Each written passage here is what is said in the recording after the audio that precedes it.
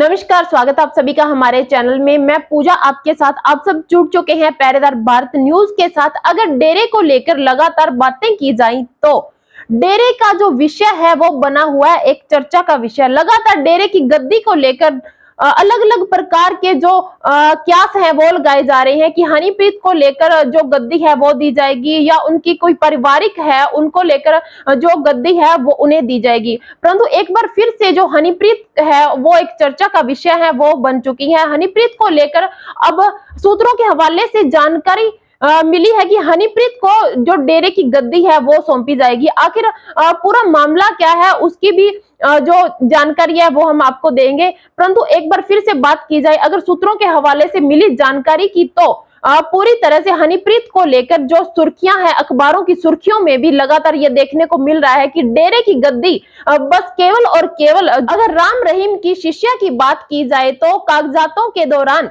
उनकी मुंह बोली बेटी और शिष्या केवल और केवल हनीप्रीत ही हैं। तो जब परंपरा है, शुरू से ही ये परंपरा चली आ रही है कि परंपरा के अनुसार ही जो इस डेरे के पहले मालिक होते हैं, संचालक होते हैं, उसके जो शिष्य होते हैं उनको ही केवल और केवल जो गद्दी है वो दी जाती है। एक बार फिर से मैं आपको बता दूं, लगातार जो हनीप्रीत को लेकर जो गद्दी के सवाल हैं, गद्दी की जो जिम्मेवारी है, लगातार अखबारों की सुर्खियां बनी हुई हैं। बाकी पूरा मामला क्या है विस्तार पूर्वक वो भी हम आपको बताएंगे।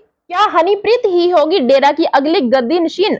ऐसा इसलिए क्योंकि डेरा की यही परंपरा रही है। असल में डेरे में गद्दी नशीन का जो मुख्य शिष्य होता है उसे ही गद्दी सौंपी जाती है। इस वक्त राम रहीम डेरा की गद्दी पर हैं, उसकी मुख्य शिष्य हनीप्रीत है। इसलिए पहले से ही यह तय परंपरा के मुताबिक राम रहीम के बाद हनीप्रीत ही डेरे की गद्दी की वारिस होने के कयास लगातार लगाए जा रहे हैं। सूत्रों के हवाले से मिली जानकारी के अनुसार डेरे की गद्दी का इतिहास है वो भी हम आपको एक बार थोड़ा सा पीछे का बता देते हैं। डेरा सच्चा सौदा की स्थापना शाह मस्ताना ने अपने गुरु संत सावन सिंह महाराज से आज्ञा लेकर 29 अप्रैल 1948 में की थी। वहीं शाह मस्ताना के स्वर्गवास के बाद डेरा की गद्दी उनके मुख्य शिष्य शाह सतनाम सिंह को मिली। शाह सतनाम सिंह ने 27 वर्षों तक सिरसा डेरे की गद्दी को संभाला। इसी दौरान गुरमीत सिंह उनका मुख्य शिष्य बन गए।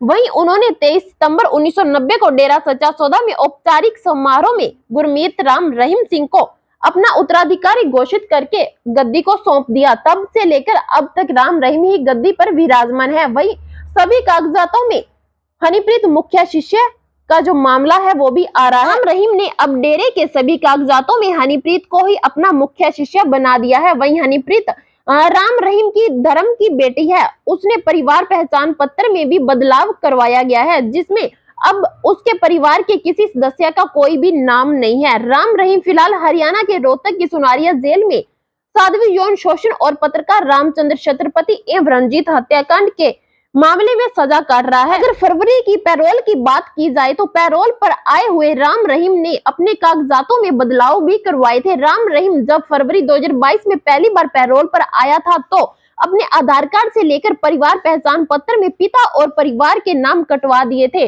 वहीं पिता के नाम के आगे अपने गुरु सतनाम सिंह का नाम अंकित करवाया गया था। खुद को उनका मुख्य शिष्य अंकित करवाया गया था। जबकि परिवार पहचान पत्र की अगर बात की जाए तो अपनी पत्नी और मां के नाम ना लिखवाकर केवल हनीप्रीत का ही मुख्य शिष्य के तौर पर नाम अंकित करवाया गया था।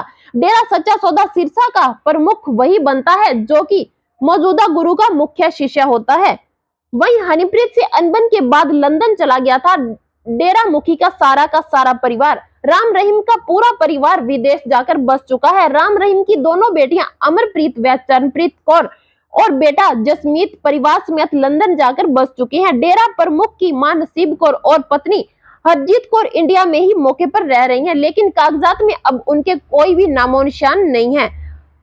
सूत्रों के हवाले से मिली जानकारी के अनुसार ये भी माना जा रहा है कि राम रहीम का पूरा परिवार डेरा सच्चा सौदा प्रबंधन और हनीप्रीत के साथ मनमुटाव के चलते ही विदेश जाकर सेटल हो चुका है।